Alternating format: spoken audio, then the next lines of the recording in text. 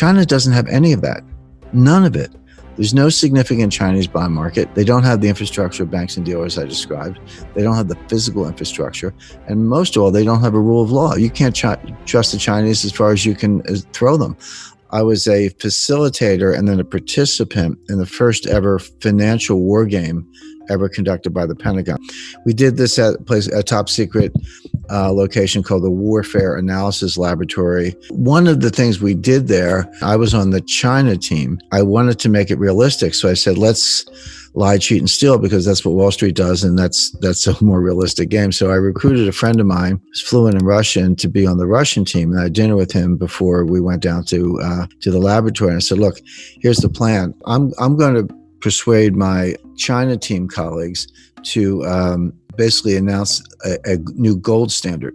And we've accumulated enough gold, and we're going to say, for now on, our currency is backed by gold. We're going to put the gold in Switzerland to keep everybody happy. We're going to issue notes from a bank created in London under English laws to keep everybody happy. Here's the thing. We're going to say, from now on, if you want our exports, you have to pay for us in this new currency. We're not taking dollars anymore. And furthermore, and if you want some of this new currency, you can deposit your gold in Switzerland, and the bank will issue you some currency, so you're in the system.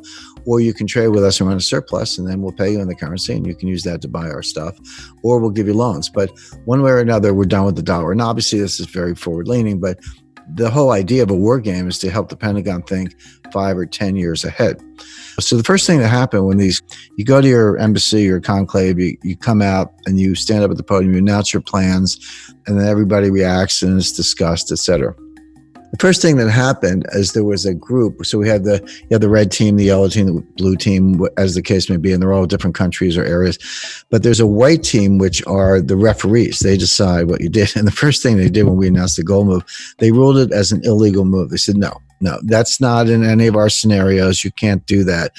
And I stood up, and about 100 people in the room. There's 3-star generals, CIA, FBI. I said, wait a minute. I said, this is a war.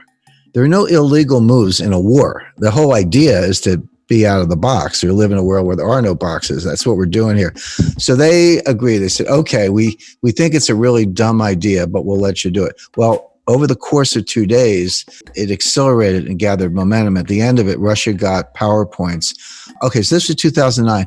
Within 10 years, so what facts happened? Within 10 years, Russia tripled its gold reserves. Last week, the dollar value of Russia's gold exceeded the dollar value of its treasury securities.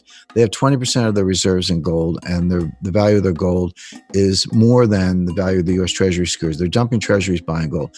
Exactly what we warned the Pentagon about 10 years ago. And here it is, and China has more than tripled its reserves. So we're not there yet, but we're moving to some kind of gold-backed world. But the point is, that was all in the war game. That's all in the book. And I made one other point. I said, currency wars don't happen all the time. They might only happen twice in a century.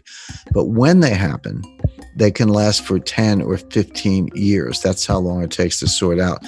What you describe about the Chinese money supply is absolutely correct. People in the United States complain, the Federal Reserve has printed $4 trillion in the past year. And they have printed $4 trillion in the last year. They're taking the Fed balance sheet from about 3.5 trillion to 7.5 trillion. So yeah, we printed $4 trillion in the past year. Didn't do any good, won't do any good, but we did it. But Chinese money supply is even larger and growing faster. Now, I don't want to get into the weeds on China's internal monetary policy. I could, except to say that they're grossly over-leveraged. The economy is investment-driven, not consumption-driven. They're about 45% investment. The U.S. is about 25% investment. So that gives you some idea of how investment is to the Chinese, which is actually okay if you're investing in productive assets that pay the way. They're not. They're wasting the money. I've been to China many times, been going back and forth there for 35 years. I've been out in the countryside. I don't just stick to the hotel lobby in Beijing. I got mud on my boots visiting these ghost cities. And so each ghost city, there are a bunch of them, actually seven. Imagine building 7 cities. That's what I saw. And so they got 1 or 2 skyscrapers, and they got mixed use, and they got retail shopping, a country club, a hotel, a golf course, a pond, highway stops, airport, etc. And it's all empty. I mean, it's just all empty. Shiny new construction, some of it still under construction, all empty. So I said to the communists, I said, what are you guys doing here? I mean, nobody's here. So, oh, don't worry. People will be coming from the countryside and they will be populating these cities.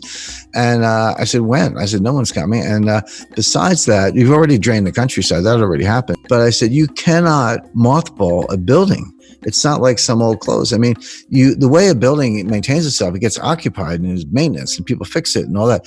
I visited, I used to travel a lot in Central Africa in the early 80s. Zaire at the time, today it's the Congo. I was in Kinshasa, but it was right after the 70s commodities boom. And they took the money, of course they wasted it, and they built these skyscrapers in Kinshasa, which is like a swampy, scary, funky, city. But there's a skyscraper, but the windows are falling out and there were rust stains running down the side and the elevators were broken. So it might have looked nice the day they built it, but it was never really used. And now it was literally, when I was there, it wasn't that much later after they built it, it was falling apart. So that's going to happen in China. My point being, if you apply, generally accepted accounting principles to their investment account, you would write it off the day they open the building because nobody's there. It's not worth anything. So they're wasting the money. They're over leveraged. They're overprinted. However, none of that has anything to do with the status of the Chinese yuan as a global reserve currency. The yuan is not a reserve currency. It will not be, probably in my lifetime, maybe never. And I'll tell you why. Because a lot of people don't understand what a reserve currency really is. You get a report from the IMF and it says, 60% of global reserves are in dollars, which is true, and about 25% are in euros, which is true. So 85% of global reserves are in dollars or euro, which means the only meaningful exchange rate in the world is the euro-US dollar cross rate. Everything else is working around the edges. You got some sterling and yen and Swiss francs and a couple other things. Aussie dollar is tiny, believe it or not, good currency, but not a big part of it. And China's like this kind of invisible 1% sliced down at the bottom. And China has $1.4 trillion in its reserves. But here's the point. It's not as if they have pallets of $100 bills stacked up in the basement of the People's Bank of China. They don't. You invest in securities. In other words, they're dollar-denominated securities. So it's not actually dollars. They're treasury bills, notes, and bonds denominated in dollars. So the thing that makes a reserve currency is not the currency, it's the bond market. You need something to invest in. Again, so you need a liquid bond market with different maturities, different interest rates. You need dealers, you need auctions, you need payment and clearance systems, you need repo or repurchase agreements, futures, options, when issued trading, custodians. The rule of law, there's a whole massive infrastructure, which we started working on when Alexander Hamilton was, advising George Washington, and we've been doing it ever since. And others, Bank of England has done the same. China doesn't have any of that, none of it. There's no significant Chinese bond market. They don't have the infrastructure of banks and dealers I described. They don't have the physical infrastructure. And most of all, they don't have a rule of law. You can't trust the Chinese as far as you can throw them. And so they have no chance of being a global reserve currency, none. Same with the Russian ruble, same with a lot of other currencies, same with Bitcoin. Show me the Bitcoin bond market. Maybe you can get my attention, but not sooner. So none of those are going to replace the dollar. First thing, my wife hates me to admit this, but I was once a registered lobbyist in Washington. I ran an office there. I spent a lot of time on Capitol Hill. And the first thing I learned in Washington is you can't beat something with nothing. In other words, if you hate a policy or a program, you just hate it, you write op-eds, fine. You're not going to change it unless you bring something to replace it. So for all the criticisms of the dollar, and there are plenty of them, you're not going to dethrone the dollar as the leading global reserve currency unless you can show me what you're going to replace it with. And there's one and only one contender in the world today, which is gold. So that's a whole other conversation. I'm not saying we're going to be on a gold standard tomorrow. As far as China's concerned, China's a house of cards. It's going to collapse. It's going to be ugly. Hard to say when, but probably sooner than later. And they know it. And they're not going to be a global reserve currency. So we can put China to one side, but China's a house of cards. Now, getting it back to the United States, the first point, let's talk about stimulus first.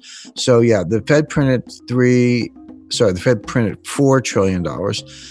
Congress, we had $1 trillion, what are called baseline budget deficits going into the pandemic. So with no pandemic, we were going to have $1 trillion deficit in 2020 and 2021. Now, Congress put $3 trillion on top of that with rescue and bailout programs last March, April, and May. That was the CARES program, payroll protection plan, aid to hospitals, extended unemployment benefits, higher unemployment benefits, etc. I'm not saying any of those things were bad. It was needed to keep things from getting a lot worse.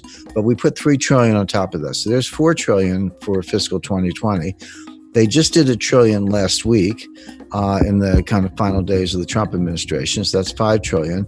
And Biden has announced his plan. He's going to have a $2 trillion rescue bailout, so-called stimulus plan now. So that's $7 trillion plus the $1 trillion baseline for fiscal 2021. So there's $8 trillion in deficit spending in 2 fiscal years, $4 trillion of money printing by the Fed. Now, those are the numbers. That's not projections. That's baked in the pie. Just don't call it stimulus. It will have no stimulative effect. Does it, again, as I say, keep the lights on? Yes. Would just some people keep their jobs last spring because their employer got payroll protection plans? Yes. Did other people benefit from increased unemployment benefits? Yes. Was a lot of that necessary because things were in such bad shape?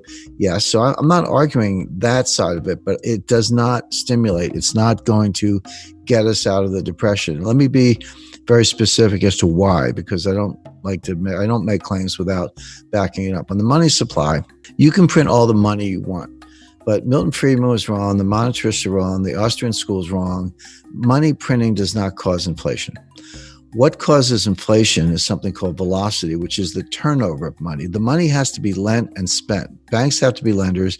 People and businesses have to be borrowers. You have to be spending it, get it in circulation, in other words, in order to potentially to have some inflation. And that's the technical name for that is velocity. Velocity is dropping, sinking like a stone. And by the way, it's been dropping since 1998. It dropped faster in the 2008 crisis. It's dropping faster today, but the trend has been very steeply down for the last 22 years. And so, nominal GDP, so the dollar value of all goods and services, leaving aside inflation, that's what we mean by nominal value. Nominal value of gross domestic product is money supply times velocity. How much money is there and how much does it turn over? Multiply one by the other, and that's your nominal GDP. And I remind people that $7 trillion times zero is zero, meaning you can print the $7 trillion, but if you don't have any velocity, you don't have an economy.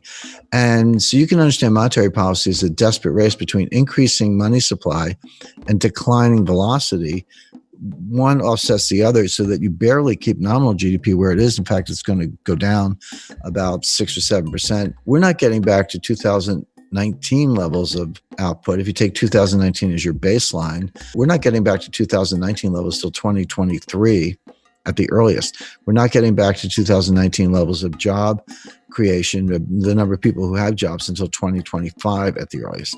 That's why I call it a depression, not a recession. Now flip over to fiscal policies. Like, hey, they're sending everybody $2,000 checks, and they are. The people are going to get those checks. And so the Wall Street, which usually gets things wrong. That's the first thing you got to know about Wall Street, because they don't really care about you. They care about rap fees and how they make money. So they're saying, all right, they're going to send out the $2,000 checks, and people are going to get those checks, and they're going to run right out. And they're going to buy a car, a refrigerator, paint the kitchen, whatever it may be. No, the first two things are true. They're going to spend the money, and they're going to borrow the money, and they're going to send people the checks. But when people get the checks, they're not spending it. What they're doing, they're saving it. They're either paying down debt, which is equivalent to savings, or they're putting the money in the bank, which is savings. So certainly if you lost your job, you're not going to take your friends out to dinner. You're going to throw the money in the bank or pay the rent. But even if you didn't lose your job, you look around, like maybe your spouse lost his job. Maybe your neighbor lost his job. Maybe you think you're next, like you have a job, but you're worried you're going to get fired next week. So you save it. And the name for that, economists call that precautionary savings, or, plain English, it's saving for a rainy day, except it's raining everywhere. So they are going to send the checks out, but people aren't going to spend it. And that's the reason you're not going to get the stimulative effect, but you are going to increase the deficit, which gets back to this debt to GDP ratio. So take the total debt divided by GDP. That's some ratio.